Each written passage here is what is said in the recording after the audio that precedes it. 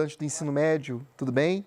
Aqui é o professor Júlio Bastos, começando o ciclo 5 com vocês, do terceiro ano do ensino médio. Nós vamos abordar na nossa aula de hoje um tema que ainda continua falando de eletricidade, mas com um toquinho um pouco diferente. Nós vamos falar hoje sobre os choques elétricos produzidos pela rede elétrica das nossas casas e vamos começar a falar sobre os consumos de energia dos aparelhos que a gente tem nas nossas casas, certo? E para a gente poder falar sobre esses assuntos, eu vou começar fazendo aqui uma rápida explicação do que é o choque elétrico que a gente às vezes toma por descuido na nossa casa, certo? O que acontece? Muitas vezes as pessoas acreditam que esses choques têm relação com a diferença de potencial que você encontra nas tomadas da sua casa. Só que não é verdade. O choque elétrico ele é consequência da passagem da corrente elétrica por uma parte do seu corpo ou através do seu corpo todo. Depende muito de como que você encosta na fiação ou num objeto para que esse choque aconteça. Se você, por exemplo, encosta apenas com 2 dedos de uma das mãos num determinado fio desencapado, a corrente elétrica vai passar somente naquela região onde você fechou o circuito. Lembre-se que para haver circulação de corrente elétrica, a gente vem falando aí nos ciclos anteriores que é indispensável que exista um caminho fechado para que essa corrente possa circular. Então, se por exemplo, eu pego com a minha mão direita, encosto dessa forma em um fio desencapado, a corrente elétrica vai passar somente aqui, de um dedo para o outro. Então, a corrente passa apenas nessa localidade do meu corpo. É diferente de eu pegar um fio assim, com as 2 mãos. Se eu pego dessa forma que eu estou mostrando agora, ó, com as 2 mãos, a corrente passa pelo meu corpo, passa pelo meu coração, inclusive. E esse tipo de choque, ele é mais perigoso também, porque pode ter consequências mais graves. Claro que isso tudo, gente, depende diretamente de alguns fatores. Depende, por exemplo, da intensidade da corrente elétrica que está passando pelo seu corpo.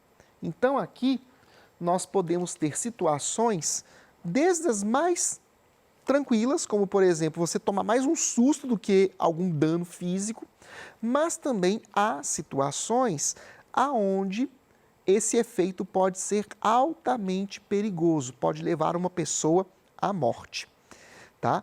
Aí a gente tem que prestar atenção porque eu vou dar aqui uma tabela daqui a pouco com alguns valores de referência. Mas como é que funciona? A gente tem que levar em conta alguns fatores adicionais. O nosso corpo, por exemplo, ele tem uma determinada resistência elétrica, certo?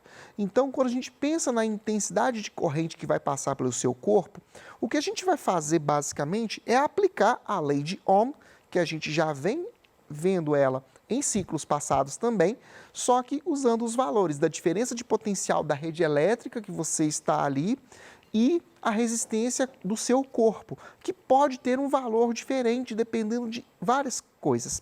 Por exemplo, se você está com a sua pele seca, você tem uma resistência elétrica. Se você está com a pele molhada, essa resistência diminui. Se você comeu alguma coisa mais salgada, o sal ele é um bom condutor de eletricidade, então ele pode também reduzir a resistência elétrica.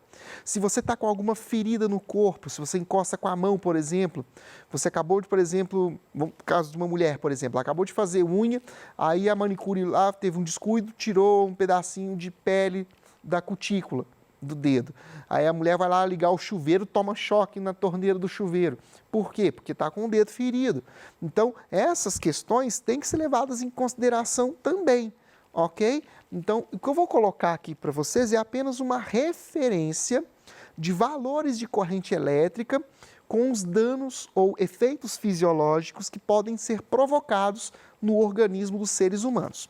Beleza? Então, olha aqui. Quando a gente fala de uma corrente de intensidade de até 10 miliamperes, lembrando aqui que 10 miliamperes, eu estou falando 1 miliampere é a mesma coisa que 0,001 ampere, tá? Então, 1 miliampere corresponde à milésima parte de 1 ampere. Então, uma corrente elétrica de até 10 miliamperes geralmente provoca dores e contrações musculares. Depende, como eu falei, de cada organismo, tá? Se eu aumento essa corrente para uma intensidade entre 10 até 20 miliamperes, eu passo a ter um aumento dessas contrações musculares.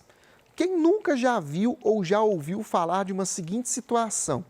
Você, de repente, encosta em alguma instalação elétrica e fica preso àquela instalação, você não consegue soltar a sua mão, você fica preso ali naquela fiação. Isso acontece justamente porque quando o choque ocorre no seu corpo, os músculos vão se contrair. E ao se contrair, você não consegue abrir a mão e soltar o fio, se essa corrente for um pouquinho mais alta. É por esse motivo que é altamente perigoso, se você ver uma pessoa tomando choque, você tentar ajudá-la encostando nela. Não faça isso. Procure desligar a rede elétrica, ou se você não tiver condições de desligar a rede elétrica, use algum material que não seja bom condutor de eletricidade para fazer ela perder o contato com aquele elemento, um pedaço de madeira, por exemplo. Isso, se você vai lá encostar nela, você vai tomar choque junto, vai ficar preso igual ela também. Então, pelo amor de Deus, gente, não vá fazer isso se vocês verem uma situação dessa, tá? Se eu aumento um pouco mais essa intensidade, ultrapassa os 20 miliamperes, até uns 70, aqui está até 100 miliamperes na tabela, mas pode ser de 20 até 50, 70 miliamperes. Isso pode provocar paradas respiratórias, a pessoa começa a ter dificuldade para respirar. Lembra que eu falei que ocorre a contração dos músculos? O diafragma também se contrai nesse processo. E aí você começa a ter aquela dificuldade para respirar, quando o choque é de uma corrente um pouquinho mais elevada, já passando dos 20 miliamperes. Você já tem, além da contração muscular, você também tem a dificuldade respiratória. Se você passa um pouco mais dos 70 miliamperes, aqui está 100 miliamperes, mas 70 miliamperes, alguns autores dizem que já acontece. O fenômeno da fibrilação ventricular. O que é isso, gente? Vocês já ouviram falar, com certeza, de um aparelho chamado desfibrilador, não já? É aquele aparelho que é usado pelo SAMU para poder reverter uma parada cardiorrespiratória. Quando alguém tem um infarto, por exemplo, usam aquele aparelho para dar um choque no peito da pessoa, para que o coração volte a pegar um tranco. Não é isso? A fibrilação é um fenômeno onde o coração ele começa a contrair e se dilatar de forma irregular. E esse processo, se não for revertido rapidamente, pode levar uma pessoa a um quadro de parada cardiorrespiratória e levá-la à morte. Então percebam, pessoas, que não precisa de uma corrente muito elevada para provocar a morte de alguém. 100 miliamperes já é o suficiente. Claro que eu estou falando aqui de um tempo de exposição também um pouquinho maior, coisa de 1 a 2 segundos. Não é uma coisa assim, se eu encostasse 1 milésimo de segundo, eu vou morrer. Não. Geralmente esses choques, eles acontecem em situações bem estranhas ou até mesmo alguns casos inusitados também. Como eu disse para vocês, essas intensidades de corrente elétrica, elas dependem de sua resistência corporal. Se sua resistência corporal for baixa, se você estiver com a pele molhada, por exemplo, estou tomando banho e eu resolvo mexer no chuveiro, é uma situação de altíssimo risco, porque sua resistência elétrica, se você encosta no chuveiro sem a devida proteção, você pode tomar sim um choque ali que será fatal, que pode provocar esse processo aqui de fibrilação cardíaca. Você pode ter esse problema e, não tendo atendimento imediato, pode vir a morrer, vir a falecer. Tá? E se a corrente for muito alta, for acima de 3 amperes? Nesses casos, a morte não é nem provocada pela fibrilação. Ela é provocada pelas queimaduras que vão acontecer dentro do seu corpo.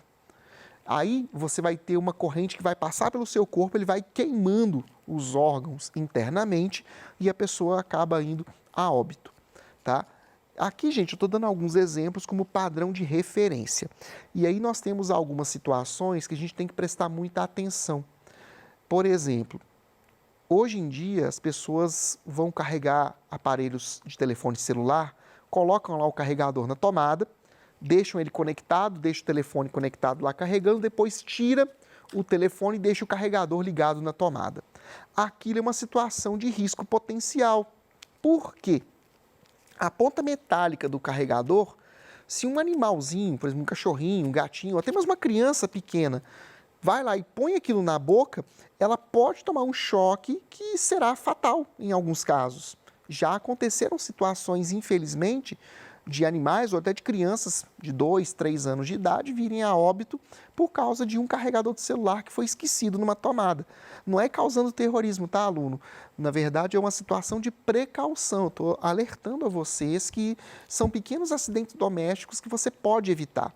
A mesma coisa, alguns jovens que gostam de usar o celular no banheiro, gostam de levar o celular para o banheiro e vai tomar banho. Às vezes a pessoa vai levar, leva o celular, coloca um carregador e entra lá para tomar banho. Aqui no Brasil a gente não usa muito banheira para tomar banho, né? Mas tem muitos casos reportados aí na internet de pessoas que morrem porque o celular está carregando na tomada, lá no banheiro, e o celular cai dentro da banheira. Funciona quase como uma cadeira elétrica, gente. É uma situação fatal. Muitas vezes até reproduzem cenas, não com celulares, mas com secadores de cabelo ou com outros aparelhos e cenas de filme de novela. Né? Às vezes uma pessoa está dentro da piscina, o cara joga um cortador de grama ligado lá dentro da piscina. Aquilo vira literalmente, a pessoa morre eletrocutada. Ou uma pessoa dentro de uma banheira de hidromassagem joga um secador de cabelo ligado. São situações que eu estou dando exemplos aqui para vocês, para entenderem que a corrente elétrica é algo que, se você não prestar atenção, pode provocar acidentes muito graves. Outro caso, muito comum também, que sempre é divulgado nas campanhas para evitar acidentes. A pessoa está mexendo com construção, está fazendo uma laje numa casa. E lá está a pessoa levando um vergalhão de ferro no ombro e ele vai e vira e esbarra acidentalmente nos fios da rede elétrica que estão passando pela rua. Quando ele faz aquele movimento e encosta o vergalhão de ferro, ele fechou o circuito. Só que você faz parte do circuito naquele caso também. E aí você leva uma descarga, leva uma corrente elétrica de alta intensidade que pode provocar queimaduras que levam a óbito. Tá? Então, estou dando alguns exemplos reais para que vocês percebam que esse assunto, embora a gente possa às vezes achar que não tem muito a ver com o nosso mundo real, tem muito mais a ver do que vocês possam imaginar, beleza? Mas não é motivo para causar pânico em ninguém, é questão de termos cuidado, beleza? Vamos para o próximo tema, ainda dentro da nossa aula, falando de eletricidade. Nós tínhamos que falar de choques e agora eu vou falar de consumo de aparelhos elétricos, que é o segundo tema que eu vou colocar para vocês aqui. A gente vem falando também nos ciclos passados de lei de Ohm, de análise de circuitos, circuito série, circuito paralelo, cálculo de resistência equivalente, de potência. A gente falou um pouquinho na nossa última aula de potência elétrica e agora eu quero falar de energia elétrica, ok? Para a gente poder calcular a energia consumida por um aparelho, não importa se é uma televisão, uma geladeira, um chuveiro, a gente vai usar basicamente a definição de potência, que a gente conhece lá do ciclo anterior que eu apresentei para vocês. Potência é uma razão entre a energia e o tempo. Então, se eu readequar isso, eu posso dizer que energia é simplesmente o produto, da potência multiplicado pelo tempo que o aparelho fica ligado. E aí a gente tem que só tomar cuidado com alguns detalhes, que eu vou mostrar aqui agora. Quando a gente fala de tempo aqui, normalmente na física, a gente trabalha com o tempo em segundo, que é a unidade de medida no sistema internacional. Só que nesse caso particular, a gente vai lidar com o tempo medido em horas e a potência em watts, que é a unidade padrão mesmo. Quando você faz aquele cálculo, usando a expressão que eu mostrei no slide anterior, você vai obter um resultado que será em watt-hora. Só que essa unidade, watt-hora, ela normalmente não é utilizada. É mais utilizada um múltiplo dessa unidade, que é o quilowatt-hora. Essa unidade aqui, ó, quilowatt-hora, que é o kWh, é inclusive a unidade que nós vamos encontrar nas faturas das contas de energia elétrica que chegam nas nossas casas. O consumo de energia elétrica de uma casa é medido em quilowatt-hora. E aí, o que é esse tal de quilowatt-hora? Ele corresponde a 1000 watts-hora. Só lembrar que esse K aqui é o prefixo quilo. ele indica alguma coisa vezes 1000, beleza? Só para a gente finalizar, então, eu quero pegar um exemplo para vocês verem como é que a gente trabalha com essa expressão da energia elétrica. Olha só, uma residência usa alguns equipamentos elétricos, cuja potência de cada um e o tempo de funcionamento em um mês encontram-se especificados na tabela abaixo, no caso, na tabela a seguir, que é essa daqui, ó. Nós temos 4 lâmpadas que funcionam durante 120 horas no mês e cada uma dessas lâmpadas é de potência de 60 watts. Uma televisão ligada durante 60 horas por mês, dá uma média de 2 horas por dia, 120 watts, e um ferro de passar, um ferro elétrico, ligado durante 30 horas por mês, com potência de 600 watts. E ele está sendo pedido para calcular a energia elétrica total consumida por esses aparelhos. Então, vamos ver como é que eu faria esse cálculo aqui. Olha só. Vamos colocar aqui o quadro para a gente poder fazer essa conta. Nós temos ali, como eu disse, a energia ela é igual a potência vezes o tempo, certo? Então eu vou calcular, usando essa expressão, a energia consumida por cada um daqueles equipamentos que eu mostrei na tabela, tá? Então vou fazer primeiro para as lâmpadas. Então vamos colocar aqui lâmpadas. Vamos fazer o cálculo aqui, ó. A energia nesse caso vai ser 60 watts vezes o tempo que elas ficaram ligadas. Vamos relembrar aqui? O tempo que ela ficou ligada foi 120 horas durante o mês, não é? Então, vezes 120. Eu vou colocar aqui 1 vezes 4, porque são 4 lâmpadas que estão sendo utilizadas, ok? Então, aqui, opa, ficou a marca do meu dedo ali. Então, deixa eu só fazer uma correção aqui. Aqui. Não. Deixa para lá. Vamos voltar aqui. Então, vai ficar assim, 60 vezes 120 vezes 4. E aqui, quanto que vai dar esse resultado? Aqui nós vamos ter 6 vezes 12, que é 72. 72 vezes 4 dá 288. Então, dá 28.800 watts hora, que é a mesma coisa que 28,8 kWh. Ok? Vou fazer a mesma coisa para a televisão e para o ferro de passar. Para a TV, nós vamos pegar aqui, ó, a energia, que é igual a 120 vezes 60. Então, quanto que vai dar essa energia? Vai me dar 7.200 watts-hora, que é a mesma coisa que 7,2 kWh. E para o ferro de passar, para a gente finalizar, energia igual a 600 vezes 30, que vai dar 18.000 watts-hora, ou seja, 18 kWh. Então, o consumo total que eu vou ter na minha residência vai ser a soma desses 3 valores aqui, ó. 28,8 mais 7,2 mais 18, que vai dar 54, essa soma aqui. Então, a energia total que eu vou ter de consumo corresponde a 54 kWh. Essa seria a nossa resposta para este exercício aqui. Ok, pessoal? Então, só para a gente poder finalizar aqui, se a gente fosse colocar o resultado, seria 54 kWh. Beleza?